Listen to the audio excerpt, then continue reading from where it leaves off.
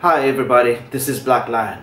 Welcome to yet another session of video that we're discussing, this time shipping, and a specific topic that is something that we always want to know if you're in the shipping industry, or even if you're not in the shipping industry but you are a purchaser or you're a buyer of something, or you're a supplier or a manufacturer of something. Let's just discuss the supply chain and challenges or the trends that are going on in the supply chain.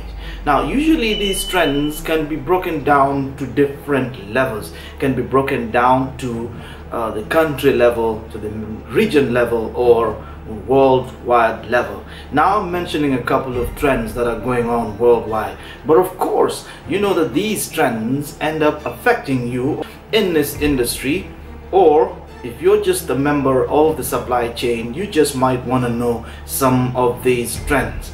Because and for those who don't know the supply chain, how it runs, this is the point from manufacturer all the way to the final consumer. So this is a process that, you know, governs or makes sure the goods are moving directly from moving smoothly from the supplier all the way to the end consumer. Now, if you're the end consumer, which is most likely the companies and the businesses who are purchasing or buying goods from wherever it is all over the world and shipping them to their place where they are. Now, these are the trends that we want to discuss today.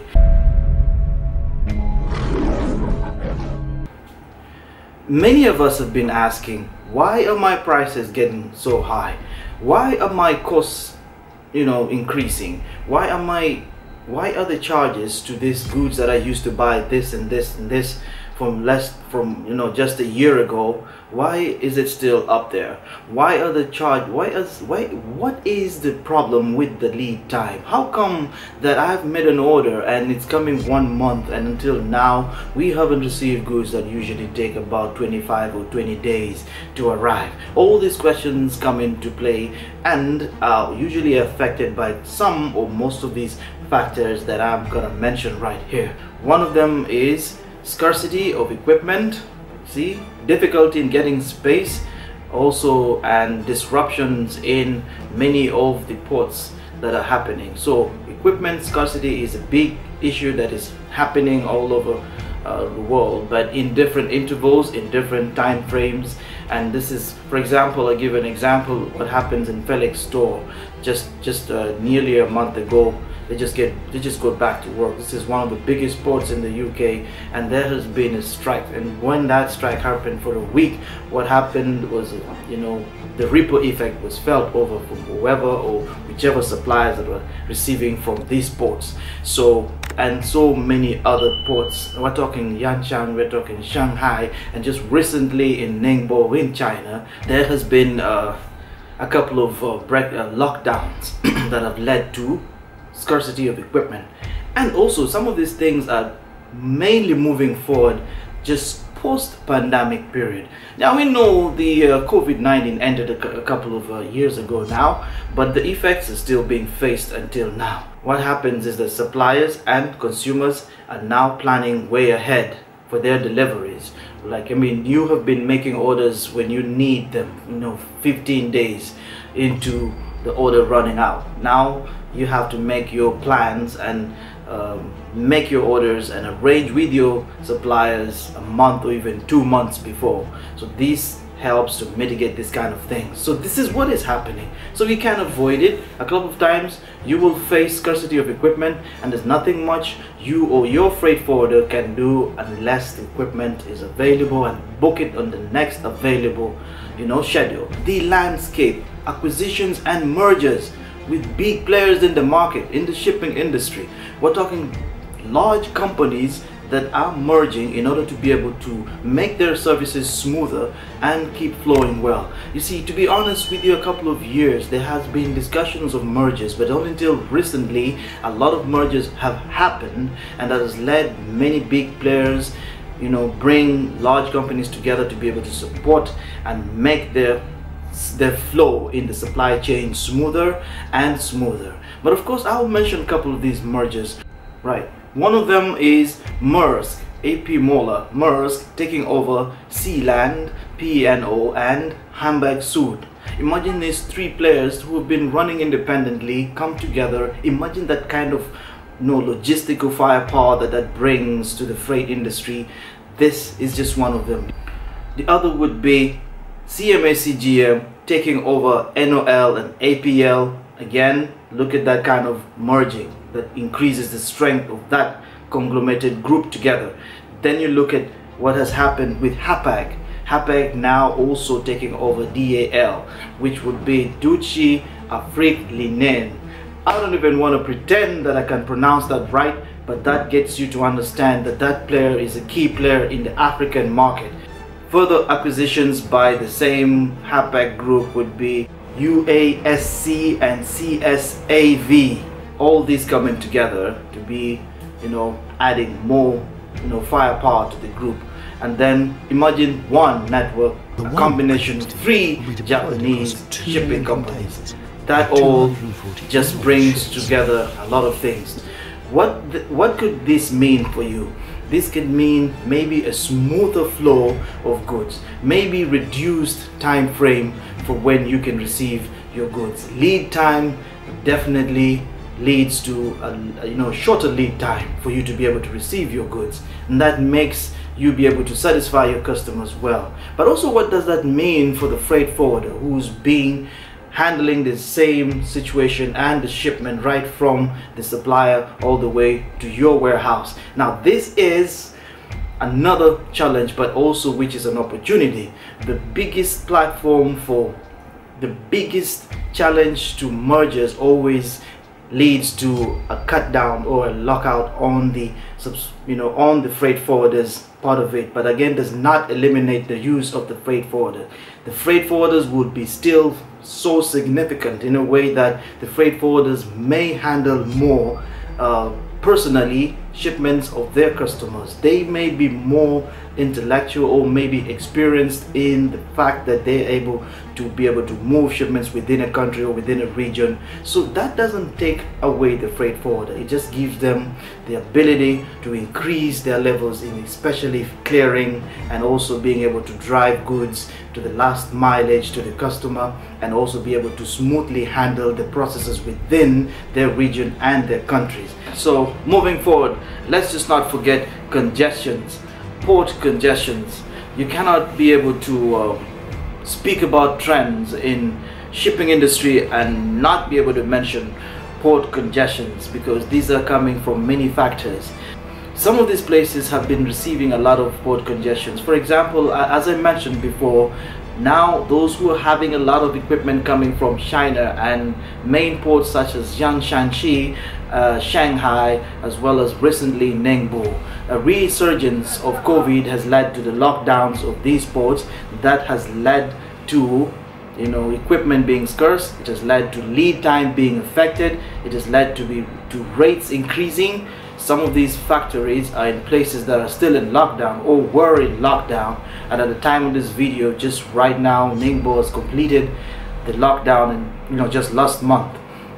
So you will find that your goods are ready, your manufacturers informed you of the readiness, but at the end of the day, the goods have not been able to leave their factory and move all the way to the port. Right, another part of it is my favorite. One of my favorite ones would be the digitization and automation industry. We're talking about technology advancement in the shipping industry. So with a lot of new technologies coming on board, like blockchain. For those who don't know blockchain, this is a platform that brings together a ledger of transactions that are open and not being able to be controlled by one person or a company or a group reactively, but can be able to be done with permission. So blockchain coming on board, big data, and for those who don't know big data, this is a lot of data that cannot be used by the normal software. And then we're talking about AI technology. Now interestingly, most of these major players, the major shipping lines, have adopted or are beginning to jump on board to these type of new technologies. and that what means for this is another smooth flow into shipments. This can be negatively affecting, but most of it also positively affecting, in a way that it depends on how you receive it. But progress is always good. But at the end of the day, you can realize there has been, smoother in terms of flow of goods from one point to the other. There has been ease at which tracing and tracking of real-time container movement is being done, and this is whereby you can actually just pinpoint, just pick a container number and use several platforms to be able to track a container, and you'll be able to find where that container is and service your customer if you're the freight forward, or if you're that logistics person who's extremely useful to your company in areas of being smart in the freight industry. You can physically track these containers by yourself. So new technologies have come on board and has been very helpful and has been supportive in a way that it has led to decreased lead time, it has led to lowering of the cost, and also because of this technology and ability for these major players in terms of the shipping industry, for example, these large liners, they're able to actually physically get these customers by themselves, and you as a supplier or you as an end consumer are able to interact directly with the liner and be able to place your shipment in transit. And eventually freight forwarders coming on board to clear them. So these are just trends that are happening in the industry. You can't control some of these things, but technology is coming in and technology is moving forward. Now imagine mergers that I've mentioned before between major large shipping lines coming together, and also players are coming on board and merging into one to use big data, AI, blockchain to be able to run their logistics procedures, helping them helping them eliminate a lot of lead time, helping them to be able to smoothly eliminate a lot of paperwork in their work. Environmental factors is one of the things that are happening right now as a trend, as a global trend, which means these environmental factors are not only being driven by the liners themselves. There are a lot of regulations that are being passed that are moving around in terms of green supply chain, which means less carbon emission, less hurting to the planet is what I'm talking about here. So many shipping lines, for example, the large vessels are now deploying technology they are not deploying before. For example, installing scrubbers. And what are these scrubbers? This is a technology used to be able to reduce the amount of pollution that is being emitted by these vessels as they move around. Now, definitely whenever there is installing something, whenever there is introduction of a new system that has not been happening by the shipping line, you know what that does? It increases the cost. It goes back to the end consumer. Then another thing would be focus on using vessels that are using LNG, right? This is liquid natural gas. This is a process whereby instead of the normal used fuel, the vessels are now moving on to using less pollution fuels that are driving their ships. So LNG is being moved on towards, and that also increases the costs. So environmental factors you cannot control, but you can only feel the significance and only be able to arrange yourself to mitigate any challenges that might come by it. Ladies and gentlemen, this is the end of the discussion for what I've just put across there. So if you're new to my channel, I would like to thank you for coming on board, and for those who haven't yet subscribed, please click the subscribe button. So let's go on and get to know each other more. Alright, so next I might just consider discussing about the region-wise trends in the shipping industry. For example, in cargo shipping in the Middle East, or could be in the UAE, or could be in Dubai, or wherever you are in the Middle East. We can discover that as the trends per region. Hopefully we might discover and discuss more in terms of air freight and challenges and the trends in the industry of air freight in the part of air freight section. So if you're interested in any of these sections, you can put your comment on the list below, or you can put your comment below and mention what you want to discuss more in terms of shipping. So as of now, I'd like to sign out, and cheers and thank you for watching. Until now, bye.